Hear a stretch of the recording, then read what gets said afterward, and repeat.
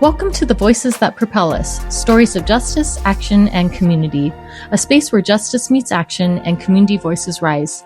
Each episode, we bring you stories from the front lines, changemakers, disruptors, and everyday heroes who are building a more just, equitable, and liberated world. This is more than a podcast. It's a call to listen, learn, and move together.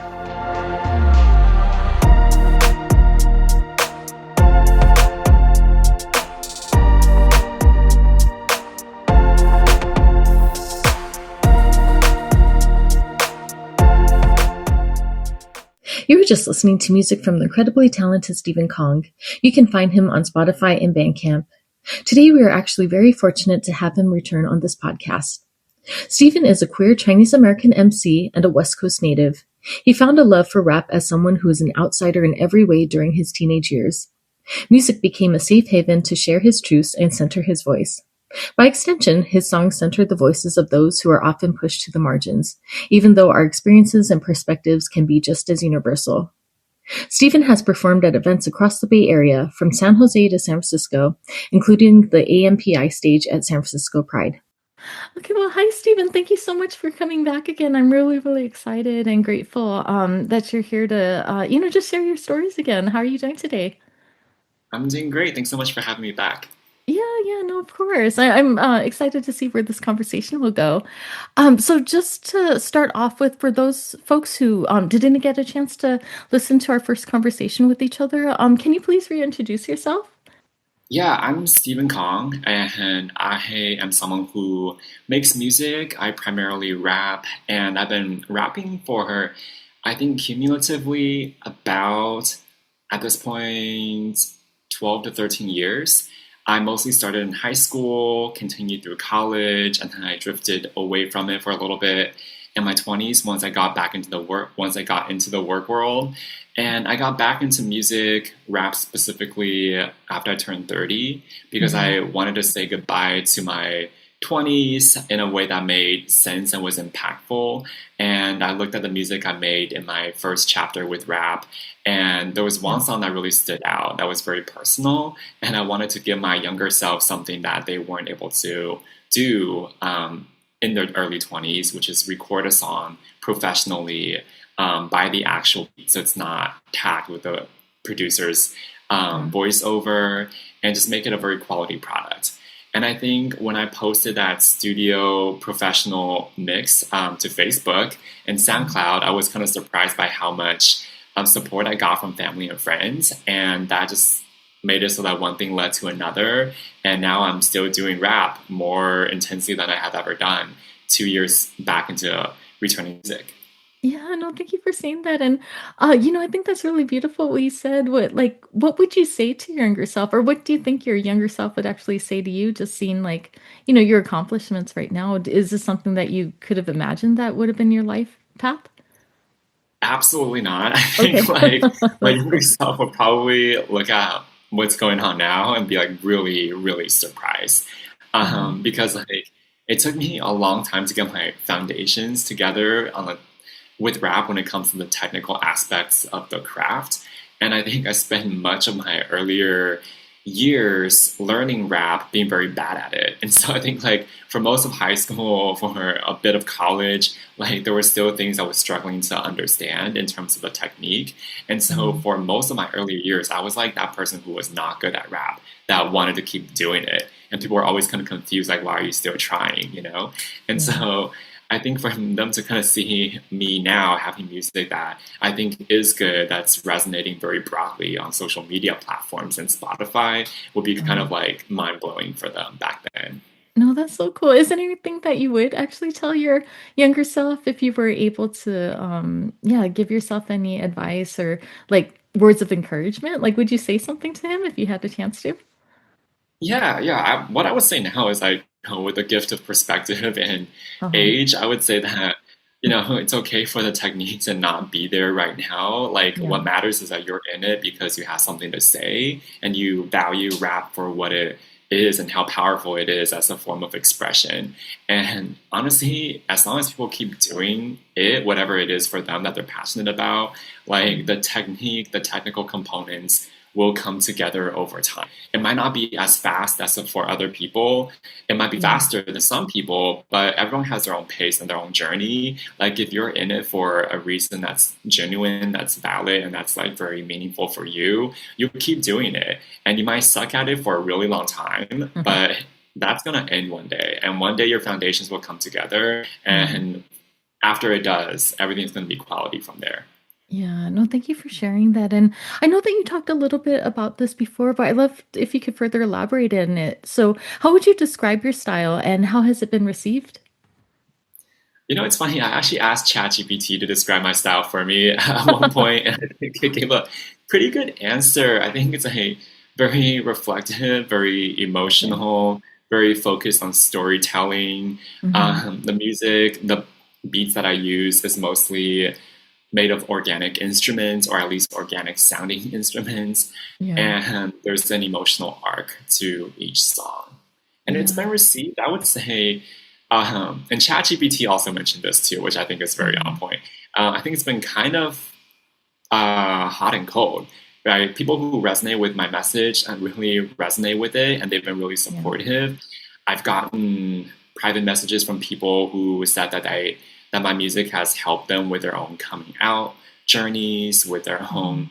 own self healing, and that's been very great to read on Instagram. I've also gotten people who are like pretty homophobic, who have said very homophobic things about Yeah. my music because it doesn't carry that sense of quote unquote hard that they're looking for from rap. So it's been all over the place. Yeah. No, and I told you this before, but I feel like it takes so much courage to get over all those, hateful comments. And like I really appreciate how you want to reach the people like who need to hear your message, but overcoming those like that hateful rhetoric that people are saying. Because yeah, I've seen comments too, and I'm just like, I can't believe people are saying this. I don't even think that they know it's another human being they're actually making these comments to. It was just awful. And, I thank you for keep on doing this despite all this negativity you're facing. Right, right, absolutely. I mean, again, it's kind of like back when I was in high school, right? Like, Mm, you do it when you're bad, you do it when you're getting hate, you do it when things aren't going well, because it's not about how the world receives you, it's about yeah. what doing this means for you. And I think for me, like, as long as I still have something to say, there's a reason to say it, regardless of how it's received. No, thank you for sharing that. And, I know your music is like incredibly vulnerable as well. You touch a lot of like different points in your life. So, how was that process for you to get like so vulnerable with your art? Is this something that you were able to get in right away, or were there like other things that you found that you first started writing about first? But yeah, I just love to hear like what it took for you to actually go there knowing that it would be released on like such a public platform. Yeah, that's a great question. I think for me, the vulnerability piece, it is sequential, and I think it's more so when I'm in a more vulnerable place in my Mhm. life, then I feel like, oh, there's a lot of clarity. There's something I want to Yeah. say. There's something that I'm feeling. There's something I need to get off my chest, and then it just translates more effortlessly into music. Hmm. And the reason I kind of let that be my process, right, which is to wait for something to happen in life before trying to write about a topic, Yeah. is because when I was looking back on my earlier chapter with music, I would be like, Hmm. wow, a lot of what I wrote felt kind of soulless because I think Hmm. like when I was in my earlier years in high school, college, I was still learning about all the Hmm. technical components of rap, and I was writing things that I was just writing, but I didn't really have the life experience or knowledge to speak to very deeply. And now looking back on it, I think the lyrics really reflect that. And so I'm Yeah. like, okay, well, the one song that really stuck with me for like 10 years after I drifted away from rap in those earlier years was the one Mhm. that did come from a very personal place for me. That was very personal and from my own life. And that I Yeah. think the lesson I learned from that is that I can't really write about what I don't know. Like I had to write Mhm. about what is true to me and also what I am genuinely feeling in the moment. So, Mhm. like with my music, in this current chapter with rap, it's all about things that, I do want to get off my chest. Like if it's there, I'll write about it. If it's not, I won't force it. And so, things I've written about them because they struck me very hard in that moment. And it's kind of funny about vulnerability is one thing when it comes to putting the words on paper or on the page. It's another thing, like you mentioned, when it comes to distributing them on a platform like Right. social media. And what's interesting for me is that I never really saw that as a vulnerable moment because I never knew it was going to take off at all. So I was like, there's so many Oh, voices on Instagram, on Spotify. Like most yeah. people get like a couple hundred views on like a reel. It's almost like nobody has seen it. Not that nobody has seen it if you only have a couple hundred, but it doesn't feel like I'm putting myself on blast, right? It kind of just Okay. feels like it's almost like a private journal that a couple of people here and there might run across, and that's fine. But Mhm. really, like, what are the chances that people will notice this out of all the other content on social media? So Yeah. for me, I didn't really view it as a vulnerable act to just put myself, quote unquote, out there.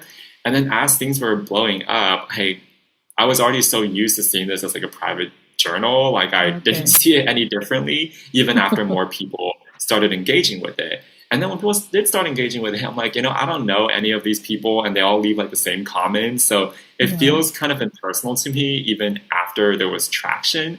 So I'm like, 100 people I don't know from all over the place saying the same thing isn't gonna feel, isn't gonna make me feel as vulnerable as one person Okay. that I really know suddenly telling me that they Okay. found That my makes music when I sense. didn't expect them to. Yeah, no, no, that totally makes sense. And what was your reaction to that? Like, were you surprised when you started noticing that your music was starting to go viral? It was kind of interesting because like virality is, it's not Uh, like signing an offer letter for a job and you're like, I'll be here for X number of years, right? Like right. you're planning long term. Virality is like you never know if like this is it. Like Yeah. it's like every single reel I post, I'm like, this could be the last one. And it's Okay. you always question like, will this be as viral as the one before it, or has the algorithm like Yeah. abandoned me, so to speak, right? Yeah. So when it took off, I just always go like, oh wow, I guess this one hit. And then when the next one hits too, I'm like, oh wow, I guess that one also hit. But you never Yeah. expect it to. Before you know it, you can only look back and be like, wow, it's been 2 years of like, Okay. having reels that are consistently doing pretty well, and that's been really cool. But the algorithm is fickle and it changes like almost quarterly. So Yeah. you never know like how long this momentum will really sustain itself. So I'm just really like it's a process that's really forcing me to live in the moment and appreciate Yeah. like what's happening as it happens. As Uh-huh. far as specific reels that took off, like I have like 5 songs that I think Uh-huh. are pretty viral in the sense that there's multiple reels involving them that get over a couple 100,000 views each. Yeah. Gaijin, like Gaijin, it both surprised me and didn't surprise me because that was my first reel that went viral, and then it Okay. surprised me because nothing before it has gone viral. So just seeing the Yeah. numbers like pop off, like oh my god, I crossed 1,000, and then a couple of hours later, oh my god, I crossed 10K, and then like a Yeah. couple of weeks later, oh my god, several hundred K, and then before you know it, a million. That's like wild. Wow. But on the Yeah. other hand, it didn't surprise me because I'm like, if anything was gonna go viral, I guess this song makes sense because it's like funny take on coming out, which I Yeah. can see how that could resonate with people. The Okay. MC Cong chorus went viral, and that Yeah. again surprised me and didn't. I was like surprised by it because I was like, oh, I don't know why I was surprised by it. I think I'm just always surprised when something goes viral, but it also Yeah. didn't surprise me because that was the chorus. And if you just take the chorus on its own, it feels kind of silly. It's like a person saying their name over and over and over again, and everyone's like, you're just Hmm. being funny. Can you actually rap? Is this the whole song? And I'm like, this is just the chorus. Clearly, people don't know music theory because like the chorus is not meant to be this deep thing. And then like Pain went viral, and that really surprised me because that was not Okay. a song. But the thing I'm noticing about these viral things is that people usually listen to the first 1 to 3 seconds, and whatever's in the first 1 to 3 seconds is what grabs their attention and keeps the algorithm going. And the part that went viral in my song "Pain" is a bridge, and the very first part of the bridge is "If you punch me, leave a bruise." And people just Okay. quote that lyric so many times. And I'm like, oh, okay, I guess that, really captured their attention, that particular um, thing. And people kept comparing that song to Linkin Park, which blows my mind because like it's nothing like Linkin Park. Yeah. Literally, there's a comment called Twinkin Park in the comment section of that song, Oh, and the okay. comment itself got 25,000 likes, which I just blows my mind. That's fun. Yeah, and like my other song, Soldier, went viral, and that was kind of like wild because Soldier is a very personal song about Right. like my family dynamics, Yeah. and yeah, I got to the point where I think my cousins saw it, and then like apparently now my whole family is into my business, so that was a bit weird, Yeah. but yeah, that was. And then my last song that went really really viral was about cats. That one I'm not surprised. And when I wrote the It song was For cute. I Me, love that song. Yeah. oh, thank you. Yeah, like when I wrote that song, like all these other things have already gone viral. So I was like, Uh-huh. oh, I have viral potential. And I'm like, I love my cats. I have not Yeah. written a song yet about my cats. And chances are a song about cats will go viral. And it did. So, that No, was that's great. funny. No, it's funny because they do say, I think when people joke is like cat memes and stuff, like people love cats. And like, I'm like also not surprised that your song about cats went viral because I think people are just drawn to like cat things on social media. I mean, I have two cats. So I totally get it. No, that's cool. So like with all this visibility on social media, I think it's really amazing. But have you noticed that it impacted you or your relationship to your work? Like, have you made any changes, or do you feel like you're just still doing the same thing that you've done? Yeah, I'd love to hear like the impacts that it's had on you. It's interesting. I think musically, like, I was kind of like in a, what's it called? What's the word for it? Is it a fugue state or just I was kind of like Hmm. tunnel vision on finishing my album and getting like the 21 songs that were there out. So Okay. as all the social media stuff was happening, it wasn't impacting my process in the moment for that Mm. album. After the album was done and I started making new music, I had learned some things about like what works on social media, at least at the time, and what doesn't. And I Okay. think the main difference in how I write is if I was just writing like a verse the way that I would write it, it would be a build, right? Like you start off with some context setting in the first couple of bars, and then it Hmm. builds towards the emotional focus of the song or the verse, like later on in the verse. But because social media rewards like very catchy Uh-huh. first 1 to 3 seconds, I think I'm putting a lot more emphasis on trying to find something that's gonna pop in the first 1 or 2 bars. So Okay. like that's the main difference. You're like, okay, well, if people only watch like Yeah. of the 1 million people who saw Gation, if most of them only saw the first 4 bars, then even if the last 12 are great out of a 16 bar verse, the first four is what most people will notice. So I'm trying to put Okay. more effort into finding something punchy in the first 4 bars of what I write. And I think it's also beyond the actual creation process of like my music. I think it Mm. also impacted like the development unexpectedly of my social media strategy Mm. because I have a lot of content now. I have a lot of music, and I'm noticing that there are a couple of songs like the viral ones I alluded to earlier that Yeah.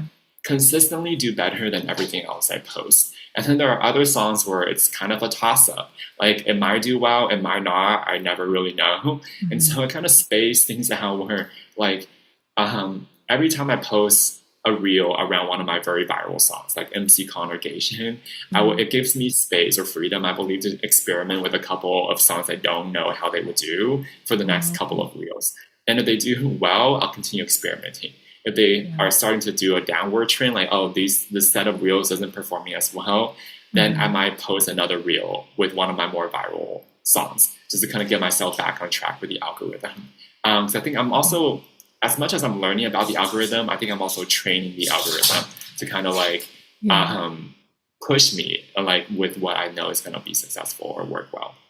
Yeah, no, that's interesting though, just how that algorithm works because I'm also like testing it out with my own, like getting visibility with the podcast. But like you were saying, I feel like sometimes I'm like, oh, this is going to resonate with a lot of people, but then it has like no engagement. And then like I do like some random post and like a lot of people like it. I'm like, I don't know. It's just funny how the algorithm works sometimes though. Yeah, you never know what. Because I mean, I was struggling to understand some things too. I'm like, oh, okay, like because I think what I learned about what works or what doesn't, and the reason I know like the first at Yeah. most 4 bars is what's going to capture people's attentions is because like in the comments section, like Oh, people will okay. quote like lyrics right from my verses, and Okay. rarely do they quote something that happens after the fourth bar of a 16-bar verse. Like they will quote a lot of things from the first Oh, one okay. to four bars, and that's how I know Hmm. that's what most people are listening to or Oh, hearing. okay. Okay, no, that's good to know. And, I'd also love to talk with you more about your live performances. So I always love looking at your post, not just your music, but also like your performances themselves. I think you're just really engaging, just like, I love just how you are as a performer as well. But what do live performances mean to you for you? Yeah, I love that question because I think for me it's a totally different skill set. Right. Well, not totally different. It's kind of like the cousin to the Uh-huh. studio creation process. Like the technical elements are the same, like flow, delivery, lyrics. But I think with live performance, like it means a lot to me to be able to perform my songs from beginning to end live and then go Okay. beyond that and do like 30-minute sets, 60-minute sets, and at one point a 90-minute set. Because I think it really speaks to how well you know your music, how well you care Yeah. for your music, and how well you want to represent your music. And Hmm. well, live, I do things a little differently than in studio. Like in Okay. studio, I think it's more about the song. Like if the song is very mellow, I'll try to like pitch my voice down a little bit, be a little Yeah. more mellow about how I deliver that track. If the song's more energetic, vice versa. But with Hmm. live, everything is energy, and so I'm like Right. everything. I try to pitch my voice up, be a little more clear because it's a live crowd, live audience. Yeah. Um, it's just a different feel, and so I actually my next project is going to be about being live. So I Okay. got a little XLR recorder to capture the Okay. mic input from when I perform live. I got a separate mic that can capture audience noise, and then that's coming together into this mini live EP of me performing some of my music live. Hmm. And so you're gonna hear live versions of some of my songs on Spotify, and that's very Okay. meaningful for me because it's a very different experience when you are live, and there's different Yeah. considerations as a performer when you're doing your music live than when you perform it in studio. Yeah, no, thank you for saying that. And so for myself, I love going to live shows. I think it's not just seeing like my favorite bands or performers or whatever, but it's also like that energy of the crowd. Like I feel like there's something beautiful that happens when we're all singing together and the performers like engage with us as well. So when you're performing live, do you feel that like energy from the crowd? Like do you feel like a connection with them? Does it help you like in the way that you perform too? Do you feed off of each other? You know, sometimes it does, and when it happens, it's great. But I Uh-huh. think as a performer, for me, speaking for myself, I try not to like make Oh, okay. it be about that. 'Cause I think like Uh, sometimes you're gonna get crowds that's not about you, that doesn't feel your music, and I feel okay. like if you're training yourself to rely on the energy of the crowd to do That makes well, sense. then That you're makes kind of sense. susceptible to what the crowd is doing. But then Right. if you're training yourself, or speaking for myself, if I'm training myself to kind of disengage from how the crowd is responding, Hmm. then I can put on a good show regardless of whether or not they think it's a good show. And when Yeah. they do think it's a good show, great, I'll feel that. But if they Hmm. don't, it wouldn't affect how I perform. No, that totally makes sense. Are there any like live performances that stand out to you that you'd like to talk about that, felt really great for you? Yeah, let's see here. When we last talked, I think I talked about performing at SF Pride, and Yeah. that's always amazing. That's the biggest stage. I performed Hmm. at, um, and just love being able to surprise people who don't expect me to be doing anything super cool when I go on Yeah. stage. And then they are always very shocked when something really cool happens. But that SF Pride performance, another reason why that stood out to me from this past year is because it was me trying something new, which I think translated well as an experience for people who Right. saw it, which is that I took footage that was captured professionally from my Hmm. performance at the Kearney Street Workshops Aperture event. And then I dubbed over that performance with just the backing track for the song that I was performing Hmm. there. And then I projected that onto the screen at SF Pride. Oh, So that's so cool. when I perform, it's like you're seeing me perform in real time at Pride and me on screen performing Oh, that's so that same cool. song during an earlier event earlier in the year. And then you're kind of seeing, because I'm very proud of how like I can get my flow to be very, very precise. Like like the lip movement on screen and the lip movement from me live are should be exactly the same. Oh, that's And I so think that's cool. going to really accentuate for people like the precision and the flow, which I hope is what they're going to walk away knowing when they see that like in front of them. Yeah, no, that's so awesome. Thank you for talking about that. And, I'd love to talk with you more about your collaborations. So you collaborate with a lot of artists. Why is this a core part of your artistry? And what is it that you like to work with these artists?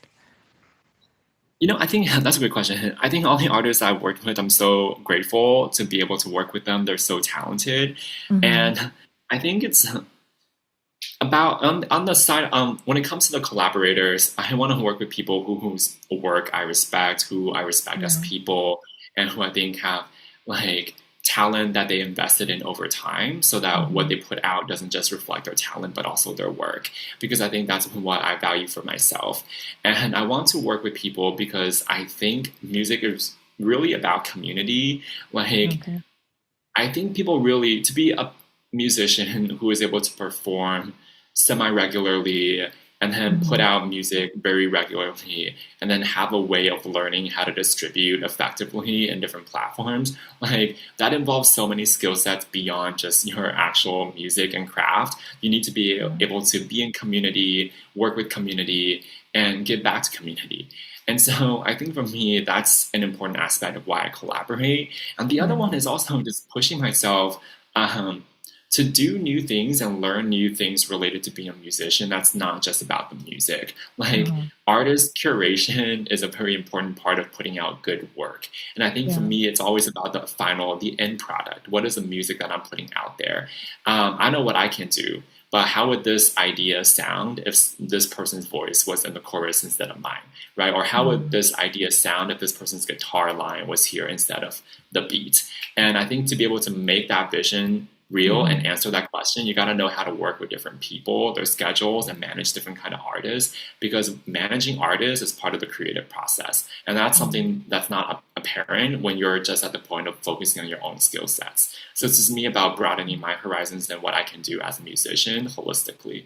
Yeah, no, that's awesome. And I know that we talked about this in our last conversation, but like how you've been able to like collaborate and actually like do music with artists that you looked up to in your younger years. I'm thinking Magnetic North. Like, how is it for you like to be able to actually like work with these artists that you looked up to when you were younger? Yeah, with Magnetic North, I think that's the only one I was able to work with Okay, okay. that I looked up to when I was younger. I also got so for that song Giants, I also Yeah. got like an acapella from my friend Jamie Fortune, who we went to high school together, and Okay, right on. then Jamie didn't drift away from music; he kept working on it, and that was very Mhm. inspiring for me to see. So it was great for me to reconnect with Jamie and then just see how he's been doing 10 years later Yeah, once I got back into music with Magnetic North, it was just surreal to be even yeah, like in conversation with them, talking about the song and like different ways of mixing their sample into it. Like yeah. it, looking back on that now, like I know I talked about this in our last conversation, but another thing that stuck with me is that they were Mhm. taking me seriously as an artist Right. when they were kind of giving their feedback about how to mix their sample into the work, and that is something that I felt really good about. Yeah, no, thank you for sharing that. And do you feel like you've developed a rhythm or routine with your music? And what helps to keep things fresh for you? I think I kind of have developed a rhythm and routine with my music. Like, so I alluded to some of that earlier. It's mostly the social media Yeah. strategy. Like, I, would always make sure I have a project out, and then I would always make sure that I have performances Yeah. that would give me content for songs I want to highlight and specific parts of songs that I want to share on socials, and then I would make sure that I have content ready to distribute by when and Hmm. what time, and then I'm editing everything on CapCut and Deed, which is a captions generator as Hmm. well. And all that is happening like months before anything needs to be shared on social media. So now Yeah. whatever you're seeing me post on social media is really from like a couple of months before the day. Okay. And so, like that is like a whole thing. Yeah. Um, and it can get kind of rote. And so what keeps it fresh is just kind of knowing what else is still out there that I haven't Right. tried. At a recent performance, that was really cool because it involved artist Q&As at the end of each performance. Okay. The question I was asked is, what are you looking forward to in 2026? And I Mm. think for me, like, the answer is kind of like we'll find out in some ways because I mean I plan ahead like a couple of months at a time, and I never know what's beyond that. So for Mhm. me, it's like not about committing to being a musician; it's about committing to like music that I'm passionate about. And so as long as Amazing. there are music and musical projects that I feel like lights my fire, I'll continue doing work and planning things out around it. And if there Mhm. stops being that, like nothing feels fresh anymore, I can organically fade away, and that'll be okay No, for that's me. awesome. Cool. Yeah, yeah. And so I feel like right now there are still things keeping, music fresh for me. Like Yeah. I actually made my own beat for the first time. And so I'm going to be using that for my next project after the live album. And that's going to Cool. be exciting. But beyond that, who knows? I take it a project at a time. Yeah, no, that's cool to know because I've seen interviews with musicians before, like talking about how like their music and like performing started feeling more like a job versus like it how when they first started it was like about the passions and stuff. And yeah, I don't know, have you ever experienced that, or does it still feel like something that you're just really passionate about and this is something that you enjoy? I think I still enjoy music as a whole. I still enjoy Yeah. like making music when there's something for me to say, seeing it come together. Performing, I would say like performing does feel a little like a job sometimes. Okay.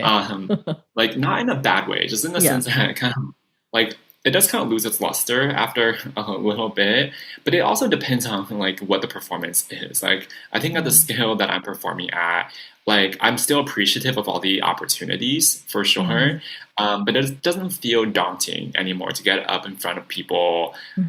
and kind of go through like a song. Like I already know in my mind what that's gonna feel like. I can already like um, like envision before I get on stage like what is going to happen. And Okay. so it's like with anything that you do, like when you start learning how to do it, it's new, it's exciting, it's a challenge. When you get used to it, it becomes about repeating what you know, and then before you know Mhm. it, it becomes all about just the fact that it's a technical thing that you're basically doing with muscle memory.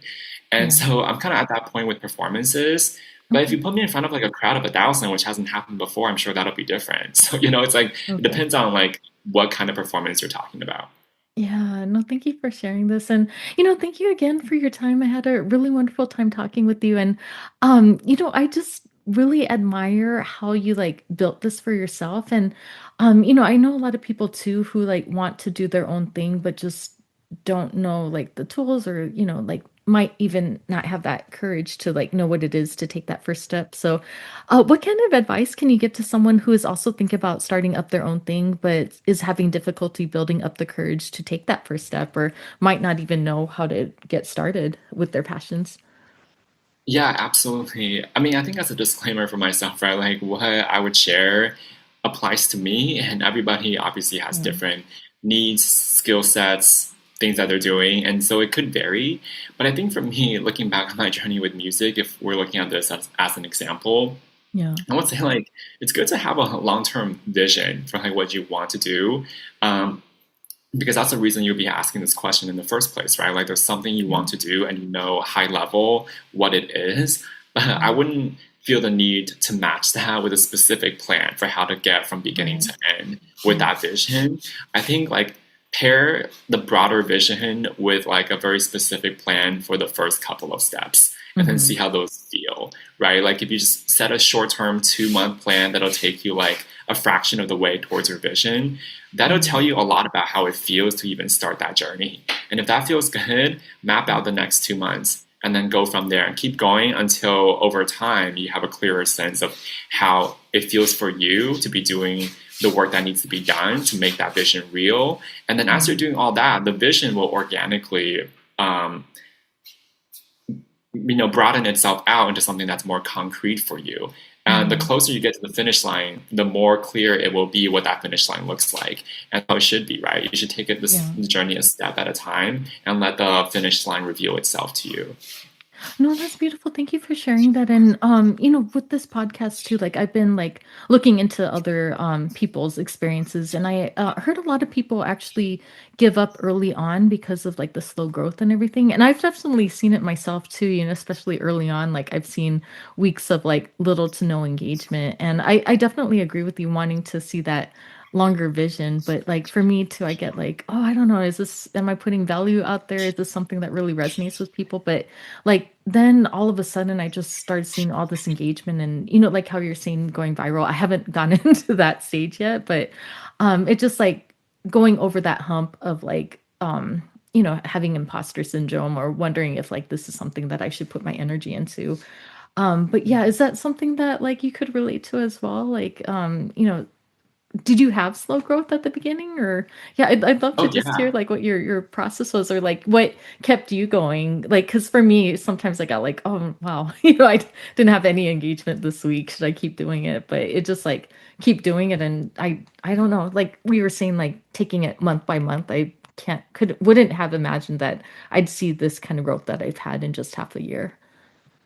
Yeah, yeah, no, totally. I had very slow engagement, like all the way up until the first Gation Oh reel my, popped off. Like it was just a couple hundred views, like oh per that's still reel pretty for a good though. while. Okay. Yeah, I mean, and yeah, I mean, like it was good, but it was not something that I would be like, oh yeah, this Yeah. is a music career for me. You know, it's like Right, it was right. still on the point of like I'm doing this for myself, and I think that's why I kept doing it because I was always Yeah. doing it for myself.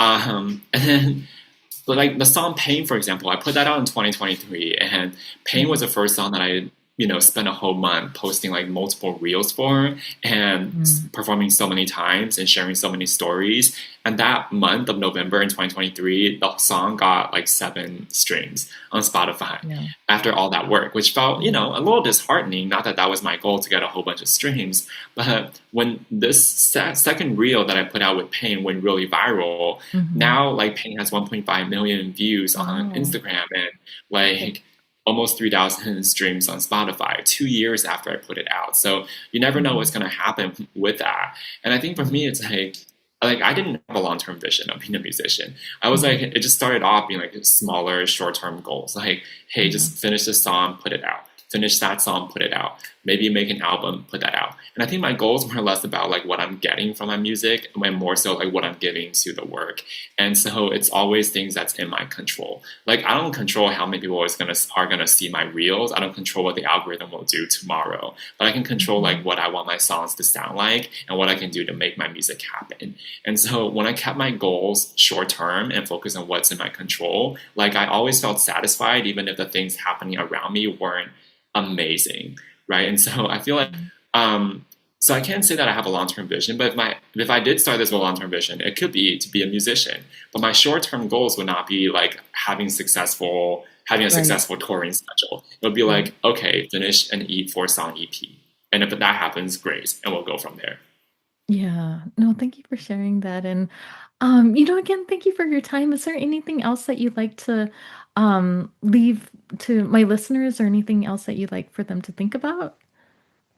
Yeah, I'm just saying like, I guess this is maybe gonna sound cliche, but yeah, I just would want people to be open-minded about like what's possible for them at any point in their life and careers. Because like I got back into music when I was 30, and at Mhm. that point it was just to say goodbye to what music had meant for me earlier on in my 20s. Like I was like, this journey with music, it happened. I spent 8 years on it, like it's over and done, didn't get too far, but whatever. So it meant a lot to Yeah. my younger self.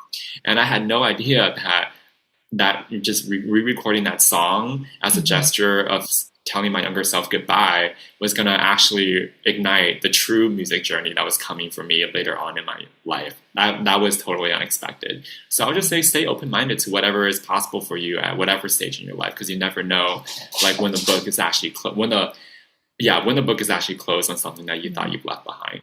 No, that's so beautiful. Thank you for closing out like this. And just lastly, how can people find you if they would like to connect with you or listen to your music? Yeah, you can find me on Spotify just by looking at my full name, which is Stephen with a V, and Cong, Mhm. Cong, which you're also able to read on this episode's title. Yeah. And you can also find me on Instagram at emcee Cong.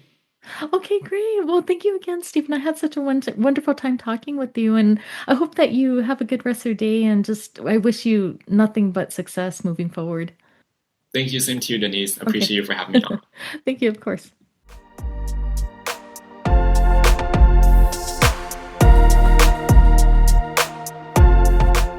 Thank you for being here and tuning in to Voices That Propel Us, stories of justice, action, and community. Your presence in this movement matters. If today's conversation moved you, share it, talk about it, and keep the work going. Together, we're not just imagining change, we're making it. Until next time, stay bold, stay grounded, and stay in the fight.